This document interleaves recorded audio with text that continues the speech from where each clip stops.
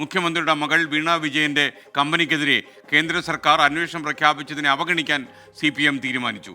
നീക്കം രാഷ്ട്രീയ പ്രേരിതമെന്ന വിലയിരുത്തലാണ് ഇന്ന് ചേർന്ന സംസ്ഥാന സമിതിയിൽ ഉണ്ടായത്. നവകേരള സദസ്സ് മുന്നണി വിചാരിച്ചതിനേക്കാളും വലിയ വിജയമായെന്നും സംസ്ഥാന കമ്മിറ്റി വിലയിരുത്തി. കേന്ദ്രത്തിനെതിരെ ഡൽഹി സമരവുമായി മുന്നോട്ടു പോകാനും CPMന്റെ തീരുമാനം. ഷെവീദ് റാവുത്തർ ടെലിഫോൺ ലൈനിൽ. ഷെവീദ്, പറയൂ. ഇന്ന് ചേർന്ന CPM സംസ്ഥാന സമിതി യോഗത്തിലാണ് ഈ എക്സാലോജിക്കിനെതിരെയുള്ള കേന്ദ്ര അന്വേഷണം, ആ നീക്കത്തെ അവഗണിക്കാനുള്ള തീരുമാനമെടുത്തിട്ടുള്ളത്. നേരത്തെയും കേന്ദ്ര ഏജൻസികൾ അന്വേഷണം നടത്തിയിട്ടുണ്ട്.